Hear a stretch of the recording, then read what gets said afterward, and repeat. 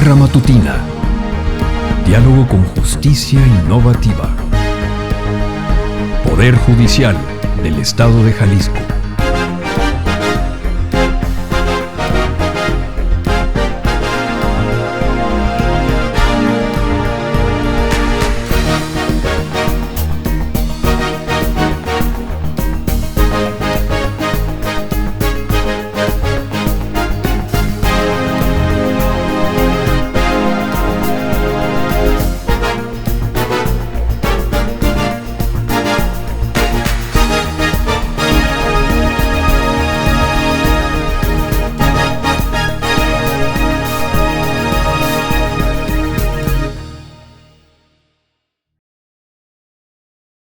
Muy buenos días, tengan todos ustedes nuevamente bienvenidos a esta emisión más de la Barra Matutina Diálogo con Justicia Innovativa que el Poder Judicial del Estado de Jalisco ha tenido a bien traer para todos ustedes.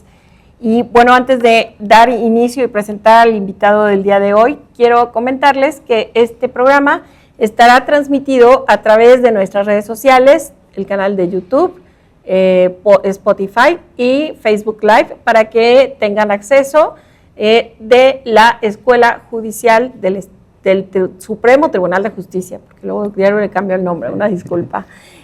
Bueno, pues quiero presentarles el día de hoy a uno de los jueces que, bueno, pues yo lo conocí desde hace bastante tiempo en varias categorías judiciales y eso creo que es interesante porque una persona que va ascendiendo y que conoce la realidad de un juzgado desde abajo hasta llegar a ser el titular, pues es de reconocerlo, maestro. Muchas gracias por aceptar esta invitación al doctor Guillermo Avilés Martín del Campo. Pues muchas gracias, maestra. Le agradezco la invitación, agradezco formar parte de este proyecto y claro que estamos para platicar y ayudar a que la gente conozca más de ciertos temas que a lo mejor escucha o en alguna situación familiar tiene algún contexto con ellos, pero de repente les hace falta un poquito más de información. Bien, muchas gracias. Antes de iniciar, bueno, siempre me gusta preguntar, a ver, ¿quién es Guillermo Avilés? ¿Qué estudió? ¿Dónde estudió? ¿Le parece más fácil claro que se presente? Sí. Pues su servidor, soy abogado por la Universidad de Guadalajara, soy maestro por la Universidad de Guadalajara, soy doctor en Administración Pública, tengo la fortuna de dar clases en la Universidad de Guadalajara y ahorita soy titular del Juzgado Segundo de lo Civil de Tlajomulco de Zúñiga.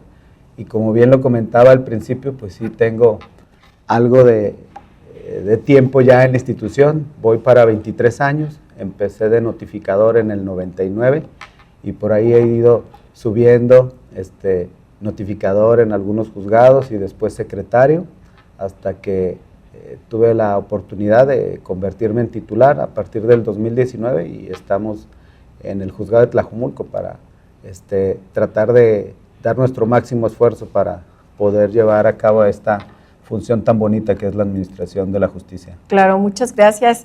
Y bueno, cabe señalar que como está en este juzgado de Tlajomulco, es el juzgado segundo civil. Y las materias que aquí se ven, pues son de materia civil, mercantil y familiar. Familiar, sí. La ley orgánica del Poder Judicial del Estado establece que los juzgados de primera instancia que estén fuera del primer partido judicial deberán de conocer todas estas materias. Materia civil, materia familiar y materia mercantil. Es por eso que tengo la suerte pues, de tener contacto con nuestro tema del día de hoy, que es muy interesante, es innovador porque relativamente tiene poco que se implementa. Así es. Y cada vez hemos tratado, tanto las instituciones como el personal, de ir mejorando en cuanto a ese aspecto de la escucha de los menores, que es un tema muy importante y que amerita cierta preparación y cuidado, especialmente del juzgador, porque se lleva a los menores ahí al juzgado y se les tiene que escuchar su opinión. Claro, y además cabe señalar que ha habido una serie de protocolos de actuación para quienes imparten justicia, tanto de la Suprema Corte de Justicia como supongo que algunas otras instancias en las que se tiene que apegar a este tipo de disposiciones legales. Sí, el marco legal que nos regula la figura o la escucha de menores es el artículo 570 del Código Civil del Estado y, como usted lo dijo, el protocolo de actuación para las personas que juzgan a niños, niñas y adolescentes. Que desde el 2012, creo que es febrero el mes, la Suprema Corte tuvo bien expedir y compartir pues con los demás órganos jurisdiccionales para darnos una base respecto a la cual se deben desahogar las audiencias, porque es muy interesante. Pudiera parecer cosa menor, y hay personas que en un inicio de que se empezó a utilizar esta figura o esta herramienta, no estaban muy de acuerdo, porque algunos abogados decían, ¿y para qué vamos a llevar a algún menor o por qué vamos a pedirle su parecer? Pero precisamente el artículo 570 nos establece en el segundo de sus párrafos que cuando se tenga que decidir alguna situación que afecte a los derechos de los menores, se deberá de oír y valorar la opinión de estos menores. Claro. Para que el juez tenga mayores elementos para poder resolver. Porque muchas veces, pues nada más el expediente puede ser muy frío y a lo mejor en alguna prueba testimonial o en alguna documental pudiera bastar para uno poder prejuzgar y decir, creo que el papá sí es bueno para tener la custodia de los menores, o si podemos establecer una convivencia con la mamá, porque de repente pues alguien te puede llevar ciertos documentos y acreditarte que tiene un trabajo, que tiene ciertas cuestiones, y puedes creer que pudiera ser una persona idónea para ejercer tanto ese derecho claro. de convivencia como de custodia. Pero cuando escuchas a los menores, te das cuenta de cómo es la relación. Claro. Y a veces es muy complejo escuchar a niños muy pequeños que te dicen que no quieren ver a su papá, o que sí lo quieren ver, que no quieren convivir con la mamá, o que sí la quieren convivir. Se dan muchas situaciones muy, muy complejas que de repente del niño que menos espera es del que más obtienes. Claro, claro. La dinámica de las audiencias tienen una particularidad. Inician como todas, se hacen presentes los abogados, las partes, los menores, los agentes. Perdón que lo sí. interrumpa. Digo, esta parte es muy interesante, que todos tengan acceso y conocimiento a ello, porque no solamente nos van a ver abogados. Este tipo de pláticas y de charlas, aparte de que quedan ahí en un repositorio para conocimiento y quien quiera volverlas a ver una y otra vez, pero llega a todo tipo de público, al usuario, quien no sepa cómo se lleva a cabo, que tienen miedo, sí. Porque esto les genera ¿para qué voy a llevar yo estrés a mi niño al juzgado? Sí, creen que lo van a exponer, que lo van a victimizar. O que se lo van a quitar. Mucha gente tiene ese miedo y no los lleva porque cree que se los podemos quitar, o puede haber una resolución en ese momento que pierdan la custodia o la convivencia con los menores. Claro. Perdón que lo interrumpí, no. Pero sí, adelante. Qué bueno. Quería hacer esta precisión porque a veces parecen preguntas como muy básicas de repente, pero es eso, es que este tipo de programa llegue y tenga acceso a todo tipo de personas. No, y creo que es un excelente fin de acercarle a las nuevas generaciones y al público en general este tipo de información, que muchas veces pueden ellos estar atravesando un procedimiento de orden familiar y pueden tener contacto con esta figura y de repente dicen, ¿por qué van a escuchar al niño? ¿Pasó algo? ¿El juez vio alguna situación? No, tenemos la obligación que en todos los asuntos que se tenga que decidir respecto a los derechos de los menores, escucharlos. Bien. Siempre y cuando, aquí hay una parte que es muy interesante, siempre y cuando pues, los niños estén en una etapa de su desarrollo que lo permita. Nosotros cuando estamos desahogando la audiencia, y le estamos haciendo ciertas preguntas al niño. Vemos qué tan factible y qué tan fiable puede ser el desahogo de la audiencia, y es una capacidad que tiene que ir desarrollando el juzgador.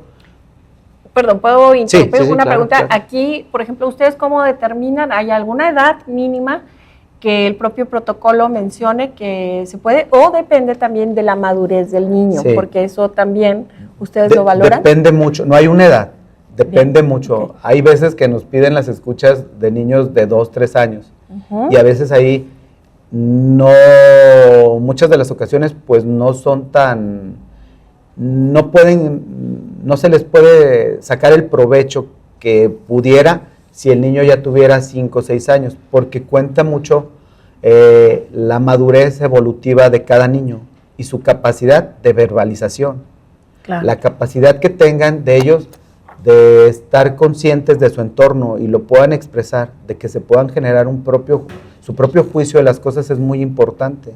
Y hay niños, yo me he encontrado con niños de 4 años que te dicen perfectamente todo lo que pasa en su casa, o sea, y Claro. con palabras que te sorprenden. Y hay niños que tienen 5 o 6 años y les cuesta mucho trabajo hablar, y muchas veces la problemática que viven en sus familias, la violencia, la falta del papá, la falta de la mamá, los conflictos entre papá y mamá, hacen que el niño no se vaya desarrollando en esa etapa de poder expresarse a través de su lenguaje. Y nos encontramos con niños de 4 años que muchas veces de entrada podía decir, ¿sabes qué? Se va a omitir la escucha del menor porque pues tiene 4 años, tiene 3 años, 9 meses. Claro. Y cuando llegan, porque a veces los papás te insisten, no, y cuando llegan te das cuenta que es un niño que te habla de todo. Nosotros empezamos con preguntas fáciles de ¿cómo estás? ¿Con quién vives? ¿Cómo te la llevas con tu papá? ¿Cómo es la relación con tu mamá? Si vemos que hay una cuestión en el procedimiento de alguna supuesta violencia o que se hace la manifestación de un maltrato, Claro. pues empezamos, ¿cómo te la llevas con tu hermano? ¿Cómo te la llevas? Vamos poco a poquito para no llegar luego al papá, porque hay niños que se rompen y a veces lloran y a veces... Ujú. Y de repente es muy difícil manejar esa situación, porque pues de un adulto de repente pues tenemos como ya una estructura de qué hacer cuando alguien se siente mal, pues nos quedamos callados, tratamos de ser pues muy condescendientes, Empáticos, claro.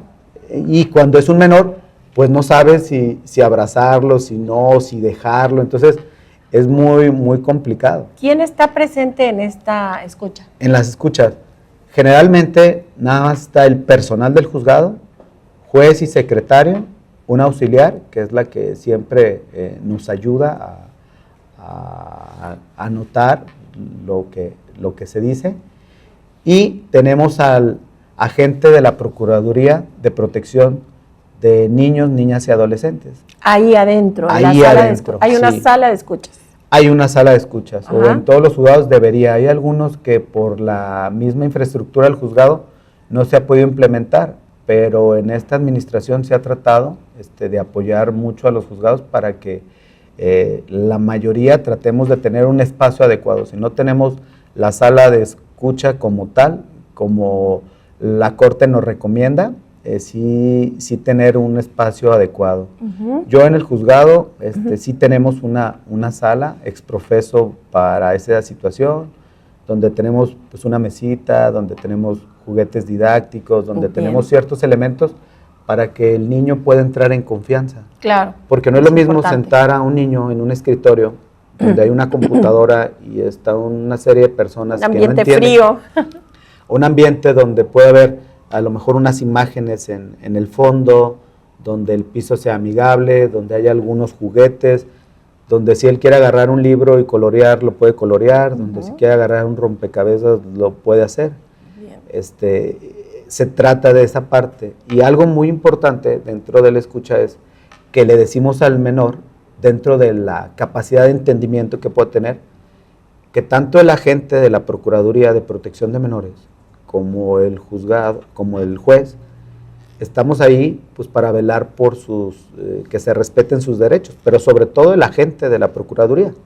Esa es su función ex profeso, de que él cuide de que realmente ese testimonio se obtenga de la mejor forma, de la más amigable, de la menos invasiva, tratar de buscar las mejores formas, que siempre en esto y al tratar con menores cada vez tenemos que ir mejorando nosotros nuestro diálogo y cómo nos comunicamos con los menores, porque a veces hablar con un adulto pues podemos creer que es más fácil, pero con un menor hay que aterrizar el nivel de la plática con él, buscar que las palabras no sean muy complejas. Claro. Y como todos nos encontramos niños que no, nos tienen un lenguaje que uno no esperaría de un menor de 4 o 5 años. Claro. Y en muchas ocasiones es muy, muy importante y muy benéfico escucharlos, porque al final de cuentas la decisión que yo tome al emitir la resolución va a impactar en su vida de ellos.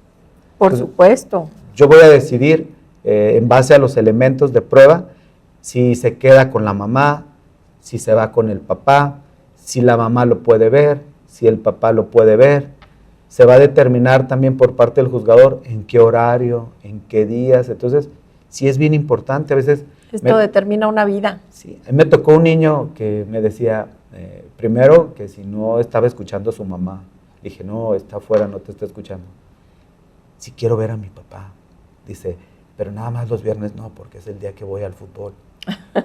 Y si lo veo, pues mi mamá no va a dejar que me lleve al fútbol y yo quiero ver a mi papá, pero también quiero seguir jugando. Entonces, es muy importante, y si a lo mejor yo no hubiera escuchado esa parte que para él es importante, claro, se me hubiera hecho fácil decir, pues miércoles y viernes, o viernes y sábado, y establecer un horario, y a lo mejor el niño en su entorno o en su desarrollo es muy importante su actividad, de ir a jugar fútbol, o ir a natación, o hacer cualquier cosa. Sí, porque igual y si hubiera determinado eso, impide que vea a su papá, o que vea al papá para evitar eso, y él lo vería más como un enemigo que como un estorbo, qué sé yo. Y en la práctica la mayoría de los niños siempre quieren ver a su padre o a su madre, porque ya ahora nos encontramos en muchos procedimientos donde la mamá es la que ya no está en la casa por cualquier circunstancia y el papá es el que está ahí en más casos de los que nos podemos imaginar.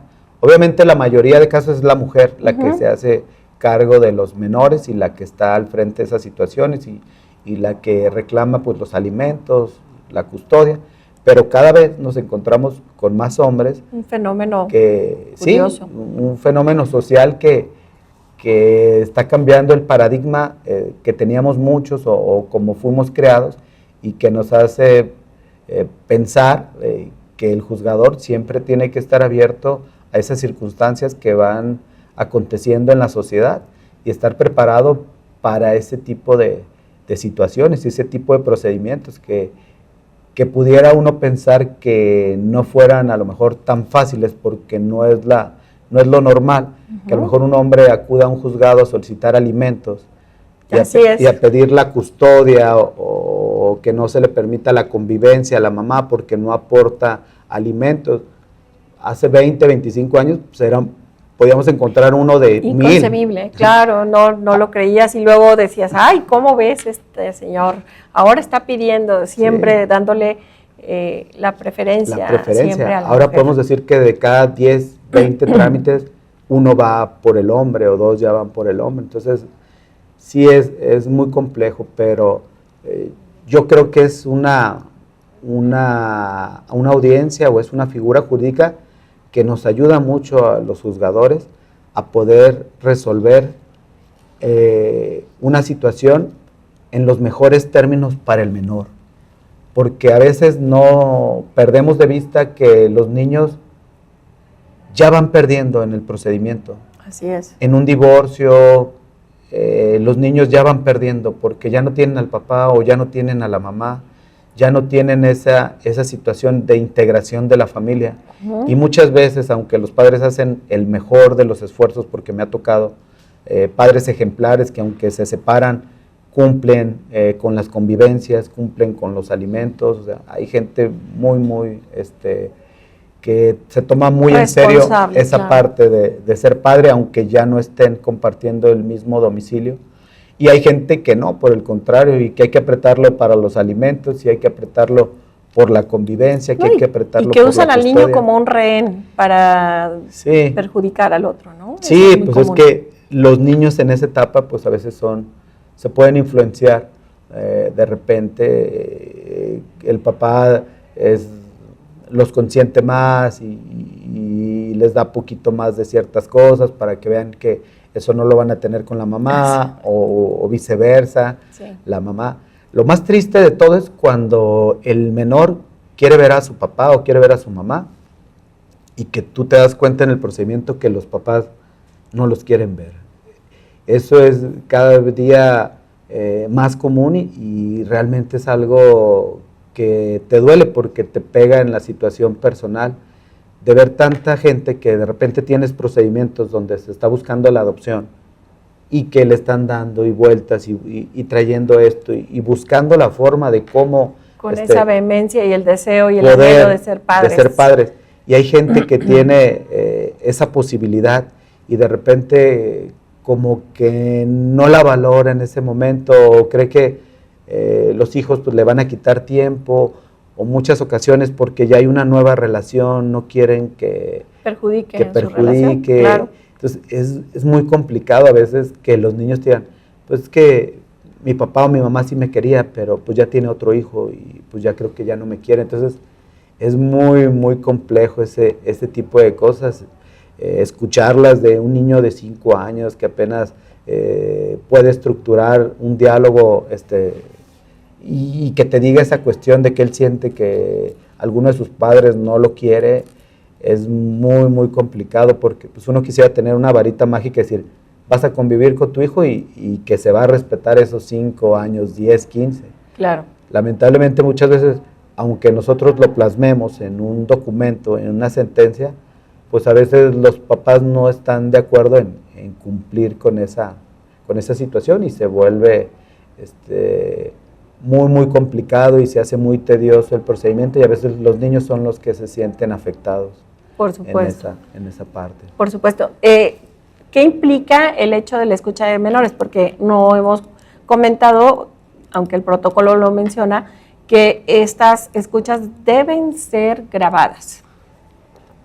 Sí, por lo general así pasa. Videograbadas. Videograbadas, ¿no? Sí.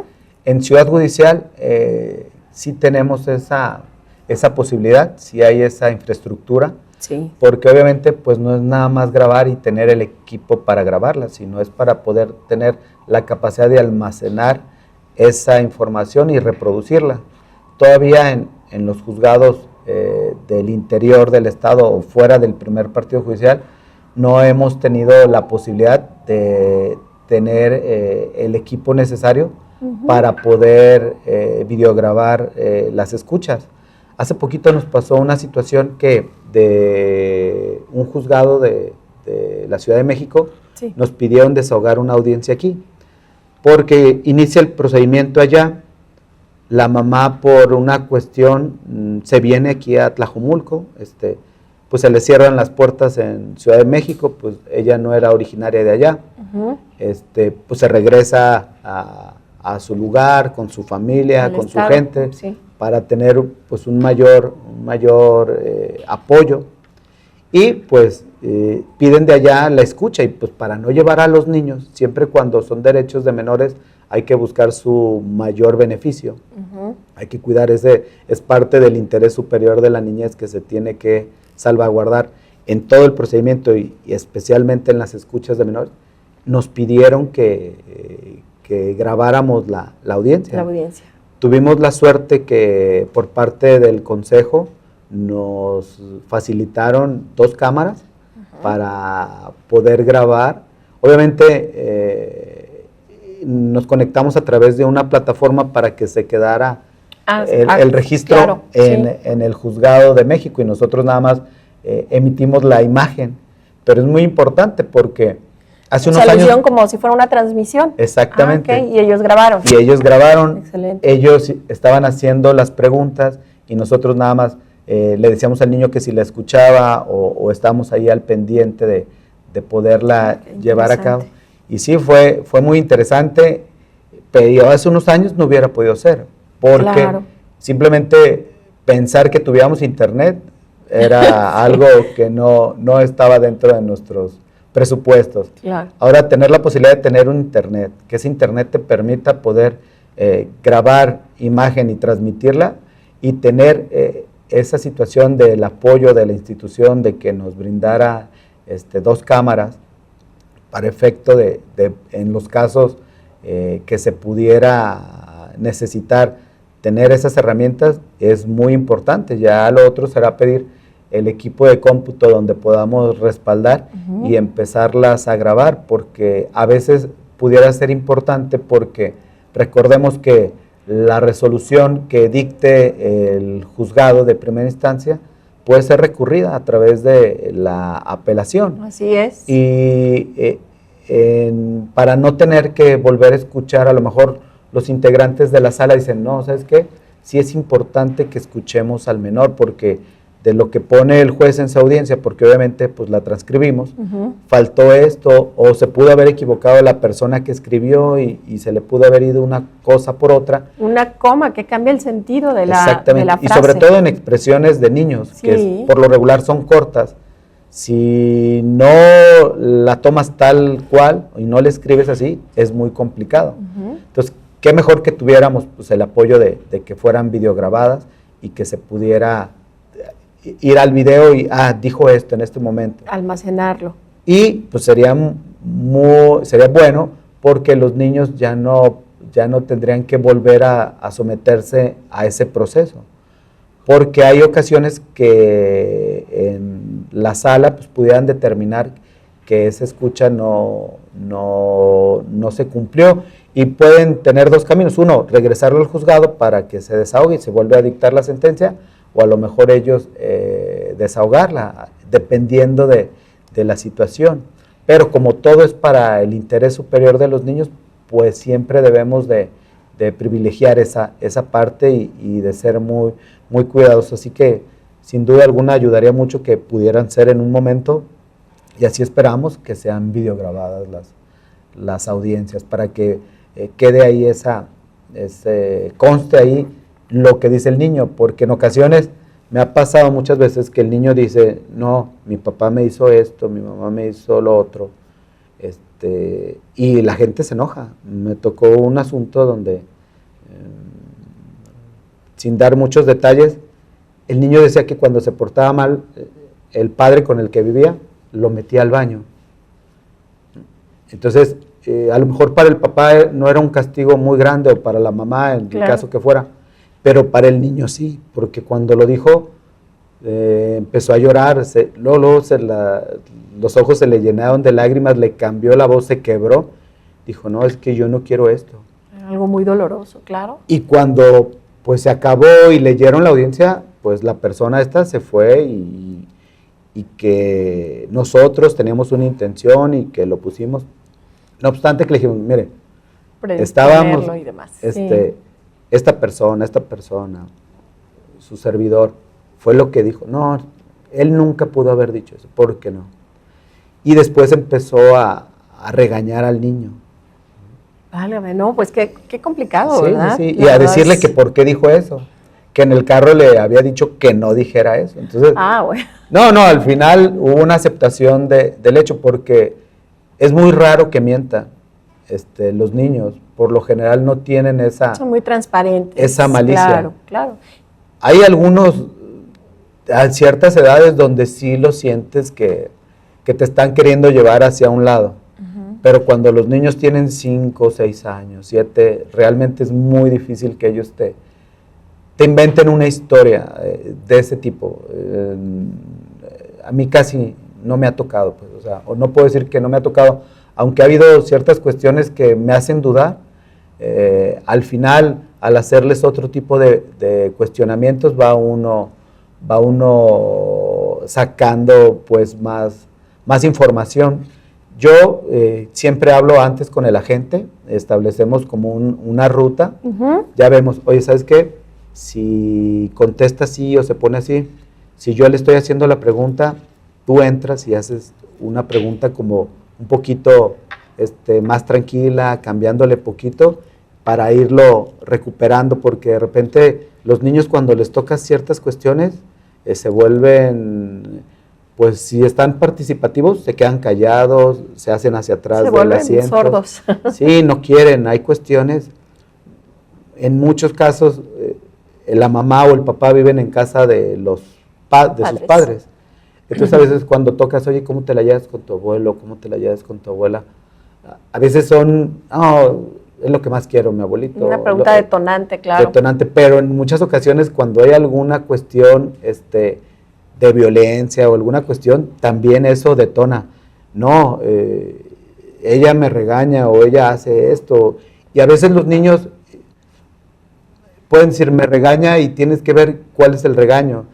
¿En qué nivel? Me ha tocado un niño que decía, no, yo no quiero vivir con mamá porque ella es muy mala. ¿Pero por qué es muy mala?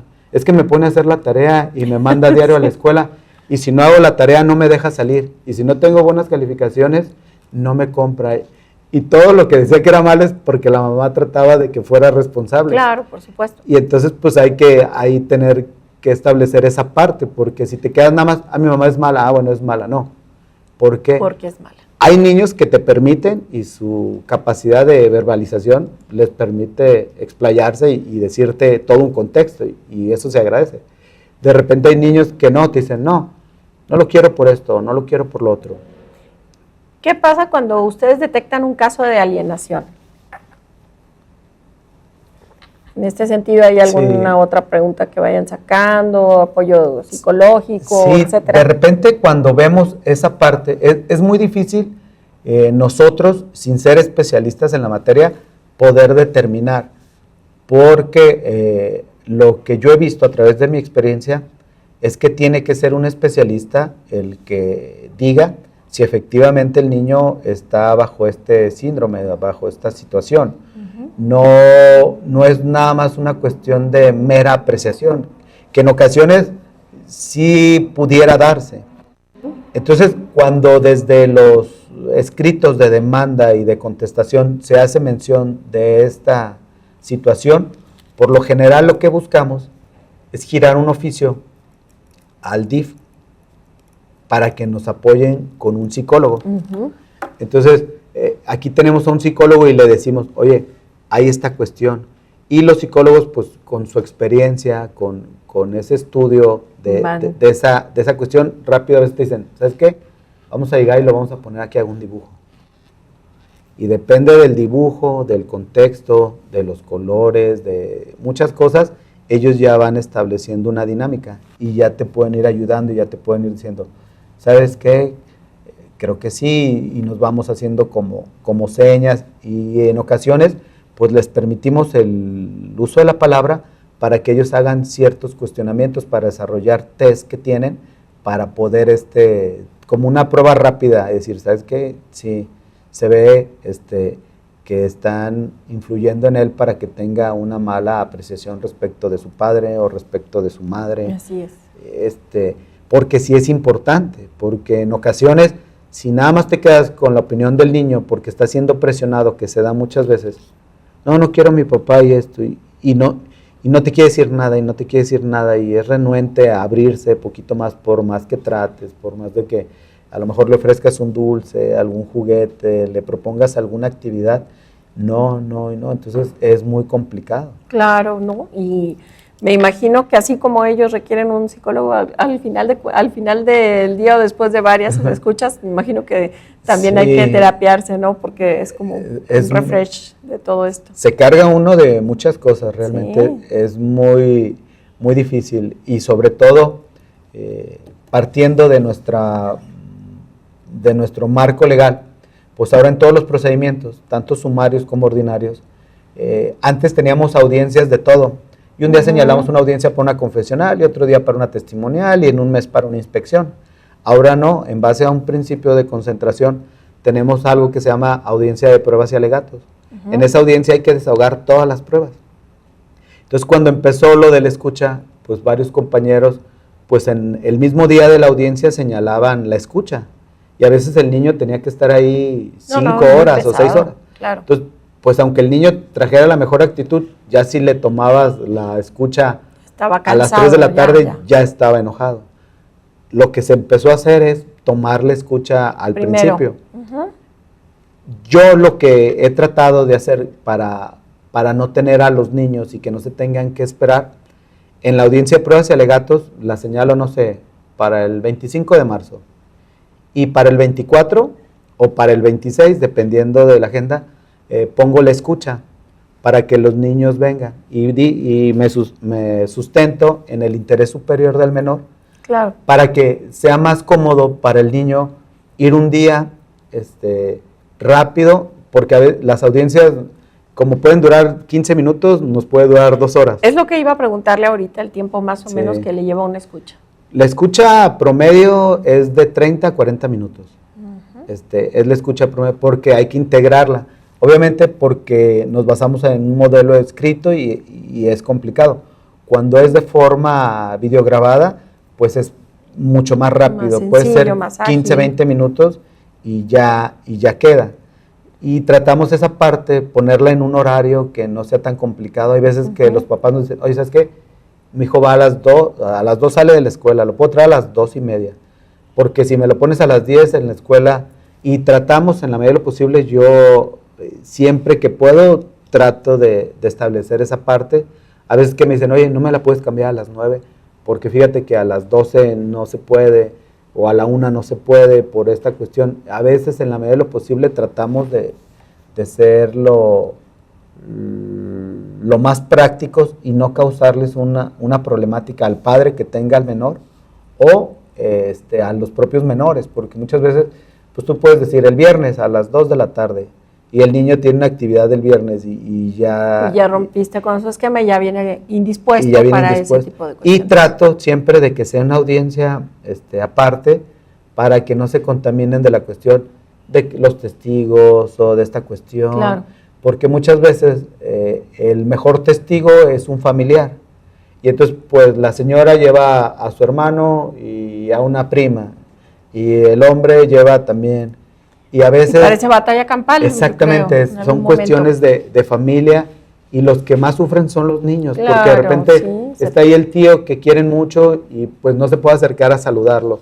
O está la abuelita y la quiere abrazar y ahí están los abogados. No, es que mire, le están hablando y quieren influir en él. Entonces, qué difícil. a mí me ha funcionado hasta ahorita el poderlos, que la audiencia hacerla sea un día distinto. Antes o un día después, atendiendo al interés superior. Y no he tenido hasta ahorita alguna inconformidad de alguno de los abogados que me digan, oye, ¿por qué no es dentro de la audiencia de pruebas y alegatos? La mayoría entiende que es una situación especial claro. Y que se le tiene que dar la atención a los menores. En esa parte, creo que los abogados en el Estado le han entrado a la figura, se han preparado y cada vez son más receptivos y tratan de apoyar a que la audiencia se desahogue lo mejor posible, porque saben que el beneficio ahí es para el menor. Doctora, una pregunta. Este tiempo de pandemia, bueno, a usted prácticamente le tocó, yo creo que al año de haber tomado funciones como juez, y ya llevamos 2 años con esta situación de cierta irregularidad en cuanto a la asistencia a los espacios laborales. ¿Cómo llevó a cabo las escuchas? Digo, porque ya nos quedan 3 minutos. Sí, el tiempo de pandemia se suspendieron porque de conformidad al acuerdo plenario donde se prohibía el ingreso a los menores, pues obviamente no las desahogamos. En los asuntos que podíamos resolver sin la escucha, a lo mejor que los niños tenían 3 años, 4, pues le dimos y los resolvimos. Bien. En los asuntos donde el niño tenía 8, 9 años, donde sí efectivamente necesitamos escucharlo, nos esperamos. Bien. Y hasta que se levantó la prohibición de que entraran a los recintos judiciales, los protocolos de salubridad, los pudieron entrar. Algunas las pudimos desahogar con el apoyo del DIF de Tlajomulco, en el caso particular, donde le girábamos oficio y una trabajadora social hacía alguna valoración, les hacían ciertas preguntas, nos acompañaban ahí ciertos elementos para tener esa posibilidad de escuchar al niño, aunque no fuera de forma directa, sí a través de un organismo que nos permitiera una valoración, aunque sea indirecta, del menor, de su opinión, de verla, aunque sea de forma indirecta, de cuál era su sentir respecto a esa situación que se estaba combatiendo o se estaban peleando los padres en el procedimiento. Claro, pues me imagino que debe ser complicado. ¿Aproximadamente cuántos casos de estos? Porque me imagino que también esta temporada en donde se disparó un poco la violencia, esta situación de las familias ya se volvieron un poco más disfuncionales. Sí. Hay un incremento. Año con año hay un incremento de asuntos en materia familiar y de 10 asuntos, 8 hay menores. Entonces, es muy alto el índice donde las personas sí se van hacia la vía jurisdiccional y donde se tiene que escuchar a los menores. Más o menos andamos desahogando entre 1 o 2 al día en el juzgado. Entonces, ay, pues son muchas. Andamos desahogando entre 5 por poquitas y 6 o 7. ¿Diarias? No, a la semana.